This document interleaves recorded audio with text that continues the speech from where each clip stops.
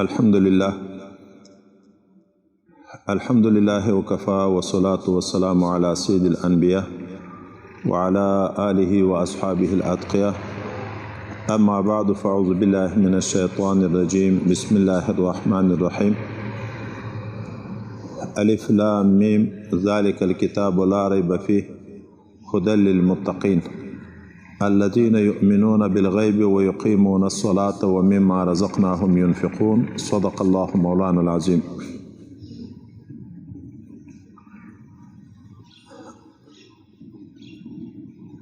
محترم مسلمانان ورونو، خدای متعال په روی زمین باندې چې څومره مخلوقات پیدا کړي، په ټولو کې اشرف المخلوقات انسان پیدا کړي. دغه انسان د راهنمایي لپاره، د انسان د پوهې لپاره، د انسان د هدایت لپاره خدای متعال 1,40,000 کم و زیات انبیا را لېږلي.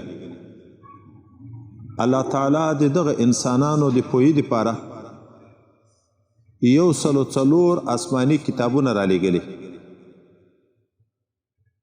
دا چې سړی نن سبا موږ ګورو، هغه پلار په اولاد ډیر مشفق بلل کیږي چې د اولاد د تعلیم خیال ډیری ورسره، خو د خلکو خو د انګریزي تعلیم خیال وي، د الله د دینی تعلیم خیال ده چې څوک په چا ډیر ګران وي نو محمل نه پرېږدي، جاهل نه پرېږدي. جهل دا یو بدترین صفت ده. نو خدای پاک د انسانانو د پوهې لپاره، د هدایت لپاره، د راهنمایي لپاره هم آسماني کتابونه را لېږلي 1,40,000 او هم انبیا او استادان ورته مقرر کړي دي. خو دغه ټولو کتابو کې تر ټولو نه بهترین کتاب، جامع کتاب خدای متعال قرآن عظیم شان را لېږلی. خدا قرآن عظیم شان دوه اړخه لري، د چا دپاره ګټه او د چا دپاره تاوان. څوک چې په قرآن ایمان لري، څوک چې په قرآن عظیم شان باندې عمل کوي، څوک د قرآن عظیم شان سره محبت کوي، څوک د قرآن عظیم شان علم کوي، څوک د قرآن عظیم شان خدمت کوي، دغه قرآن په برکت باندې دغه انسان الله ته وصل کیږي او بیا په جنت کې خدای متعال د قرآن د علم په انداز په جنت کې رتبه ورکوي. څومره قرآن چې چا زده کړی او څومره عمل پکړی، دغومره به په یوه ورځ د قیامت فرق معلومیږي. دغه انسان درجه به تر نورو خلکو نه جګه وي. خو چې څوک په قرآن ایمان نه راوړي، یا په قرآن عمل نه کوي، یا د قرآن علم نه کوي، یا د قرآن سره محبت نه کوي، یا د قرآن عظیم شان خدمت نه کوي، په اندازه د نقصان بی ادبی دغومره بیا د یغو دپاره د هلاکت ذریعه ده. چې څومره بی ادبي زیاتیږي لکه د کافرانو، د یغو بیا ډیره لویه تباهي د ټول عمر به په جهنم کې وي. او دیغ نه رالاندې ګناهګار هره ګناه د قرآن عظیم شان سره بی ادبي ده، چې څومره ګناوي کې د قرآن په بی ادبي کې واقع کېږي، په یغه انداز باندې انسان بیا په جهنم کې په عذابو کې گرفتار وي. دغه قرآن عظیم شان خدای پاک چې د موږ دپاره د هدایت را لېږلی، په موږ کې ضرور دا ده چې د قرآن د هدایت ځان لایق وګرځوو. قرآن هدایت دپاره الله را لېږلی، خو د چا دپاره هدایت ده؟ هدى للمتقین، د پرهیزګاره خلکو دپاره هدایت ده. کوم انسان چې تقوا کوي، دغه قرآن دغه دپاره بل مشال شي، چراغ شي، بلف شي، رهنما شي. نو ورځ په ورځ په نیک عملي کې ترقي کوي تر دې پورې چې الله ته ورسیږي. حدیث مبارک ده نبی کریم صلی الله علیه وسلم چې الله تعالی وی د ما بنده ما ته اول چې رانږدې کېږي په فرضو رانږدې کېږي، بیا چې څومره نفلي اعمال کوي زینه په زینه را نږدې کېږي تر دې پورې چې د ما دوست شي. او الله تعالی وی څوک چې د ما دوست شي زه یې سترګې شم چې په ما لیدل کوي، زه یې لاسونه شم چې په ما نیول کوي، زه یې پښې شم چې په ما رفتن کوي. داسې مقام ته بیا دا انسان د دغه قرآن عظیم شان په برکت رسیږي. خو چې دی تقوا په ځان کې راولي، د قرآن لایق د فیض شي، نو قرآن ورته هدایت شي، هدى للمتقین. خو متقی انسان چاته ویل کېږي؟ چې ایمان لري او په ټول شریعت عمل کوي. ایمان لري او په ټول شریعت لاندې به وایي عمل کوي، دغه انسان متقی ده. قرآن دغه انسان دپاره ذاتي رهنما ده، ګټه ده. د تقوا علامې چې په پښتو کې درته تعبیر کو، چې عام خلک ځان سره په خپله فکر وکړي چې په ما کې اوس تقوا شته که نشته. وایي دا د تقوا علامې د انسان په وجود کې ښکاره کېږي. کوم انسان چې د خدای نه ډارېږي، متقي معنا دا چې د خدای پاک نه ډارېږي، ګناه نه کوي. د تقوا اول اثر د ده په سترګو کې ښکاره کېږي. دغه سترګو باندې بیا غلط نظري نه کوي، پردیو ښځو ته نه ګوري په غلط نظر، هلکانو ته نه ګوري په غلط نظر، پردي عورتو ته نه ګوري، تلویزیونو، سینینو، ډیشو، دا د کفارو چې کومې دسیسې دي دغو ته بیا نه ګوري.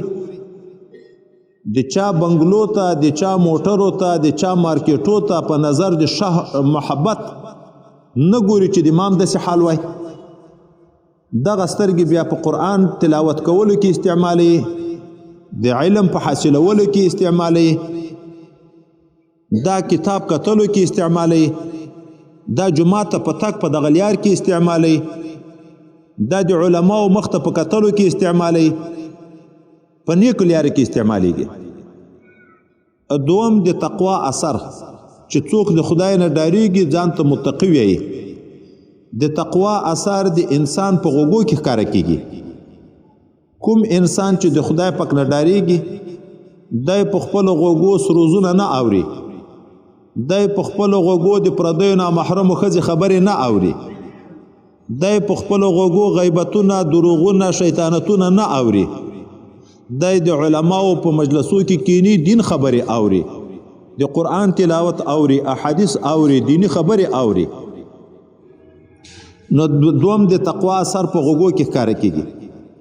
دریم د تقوا اثر په ژبه کې ښکاره کېږي. کوم انسان چې د خدای پاک نه ډارېږي، بیا په د خپله ژبه غیبت نه کوي، په د خپله ژبه دروغ نه وایي، په د خپله ژبه د چا سپکوالی نه کوي، چا ته کنځاوي پوچ رد نه وایي. دغه ژبه شیطانتو په دغو کې نه استعمالوي، دا ژبه د خدای په دین کې استعمالوي. لنډ تعبیر درته وکړو. څلورم د تقوا اثر د انسان په خوله کې ښکاره کېږي. کوم انسان چې د خدای نه ډارېږي، په دغه خوله باندې حرام نه خوري، ځکه چې کومه ګوله د حرام سړي په دغه خوله وخوړل، په یوه ګوله چې حرامه وخوري 40 شپې عبادت نه قبلېږي. او دغه وجود چې په حرامه غوښه شین شي، په حرامه ډوډۍ چې وجود غوښه شنه شي، دا به په اور د جهنم باندې سوځي. نو په دغه خوله باندې بیا په معاملاتو کې دوکې د چا سره نه کوي، په دروغو قسمونه نه پکې کوي، دوکه نه کوي، عیب د هغه خپل شیخ ښکاره کوي خلکو ته. په دغه رشوتونه بیا د رشوتو شیان نه پخوري، د غلا شیان نه پخوري، د سود شیان نه پخوري. پنځم د تقوا اثر د انسان په لاس کې ښکاره کېږي. کوم انسان چې د خدای پاک نه ډارېږي، دا لاس د خیر په کارو کې استعمالیږي. د یو مسلمان سره په معاونت کې که مالی معاونت وي، که ځاني معاونت وي، چې د یو چا څوک په یو کار لګیا ده، دی د هغه سره معاون وي. دغه لاسونه د جماعت په کار کې، د مدرسې په کار کې، د دین په کار کې استعمالوي. په دغه لاسو بیا نه څوک وایي، نه چا پردی حق راخلي، پردی مال راخلي، نه په چا پسې غلط لیکل کوي، نه پورې ویل کوي، نه قتل کوي. چې د خدای نه ډارېږي، دا لاس بیا غلط نه استعمالوي. شپږم د انسان د تقوا اثر د انسان په پښو کې ښکاره کېږي. کوم انسان چې د خدای پاک نه ډارېږي، دی د خپل قدمونه د نارواو ګناو ځایو ته نه اخلي، چې په کوم ځای کې کرکټ ته دای منډې وروي، چې په کوم ځای کې ډول او سرنای د دای منډې وروي، چې په کوم ځای کې قماربازۍ د دای منډې وروي، چې په کوم ځای کې یو نور ګناوې دي نه چې د خدای نه ډاریږي، بیا دا قدمونه یک طرف ته نه استعمالیږي. دا بیا جماعتو ته، دا بیا مدرسو ته، دا بیا جلسو ته، دا بیا دینی مجلسو ته یو ځای ته استعمالیږي. اوم د انسان تقوا اثر د انسان په زړه کې ښکاره کیږي. کوم انسان چې د خدای پاک نه ډاریږي دی په خپل زړه کې د مسلمان سره حسد نه کوي، د مسلمان سره کینه نه کوي، د مسلمان سره بغض نه کوي، عداوت او دښمنی نه کوي، بدبینی نه لري. په دغه زړه کې دی د مسلمان سره محبت کوي، د مسلمان سره د همدردۍ تصور، د اخوت او د ورورګلوۍ تصور وي. اوس نو دغه خپل اندامو ته چې سړی وګوري، کدا واقعا انسان د خدای نه ډاریږي، بیا دغه قرآن دغه دپاره راهنما ده. حضرت مجدد صاحب ته چا وویل چې دومره وخت مې کېږي وظیفې مې اخیستې دي، بیعت مې کړی ده، خو زه د وظیفې په هېڅ اثر نه پوهېږم، ما ته په وظیفو کې ذوق و خوند نه پیدا کېږي، خلک جذبي، خلک ته کش پیدا کېږي، ما ته نه پیدا کېږي. نو دی ورته په جواب کې وایي چشم بند و لب بند و گوش بند، گر ندیدی سر حق بر من بخند.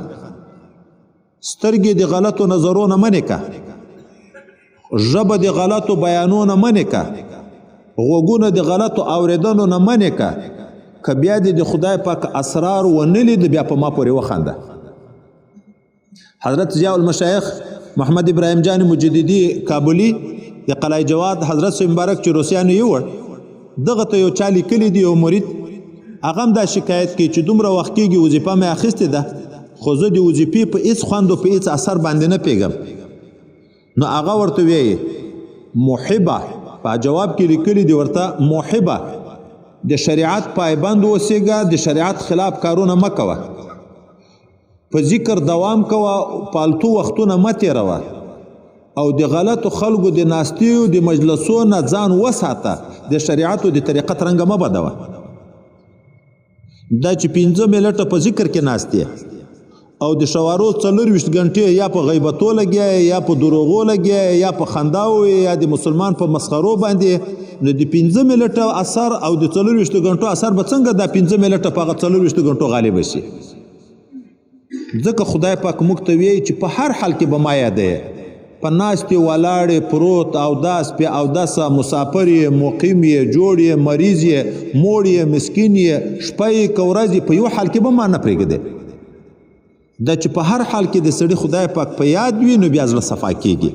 چې خدای پاک په یاد بیا دا سترګې غلط نه استعمالوي، چې خدای پاک په یاد غوږونه غلط نه استعمالوي، چې خدای پاک په یاد ژبه غلط نه استعمالوي، چې خدای پاک په یاد لاس غلط نه استعمالوي. دا څومره ګناوې چې د موږ نه کېږي، په دغه وخت کې شیطان د موږ نه خدای پاک ویر کړي. الله په هر حال کې په موږ علم لري، الله په هر حال کې موږ ویني، الله په هر حال کې په موږ قدرت لري. صفات خو ډېر دي، از دا درې ته چې فکر وکړو، په هر حال کې موږ ویني، په موږ علم لري، په موږ قدرت لري. دا هره ګناه چې کېږي مخامخ دته کېږي. موږ ژوند او مرګ ټول د ده په اختیار کې دي. خدای مو ویني د ده د وړاندې مو په ګناه لګیا او پټېدای هم نه شو او عاجز هم نه ده چې موږ یې لکه دا نن سبا چې څوک څه کوي وایي لاس ته خلاص چې څه کوې، ځان زورور تر بل بولي، نو وایي چې څه چې کوې را سره وایې که. الله خو داسې زورور خو هم څوک نشته چې خدای پاک ته دا خبره وکړي.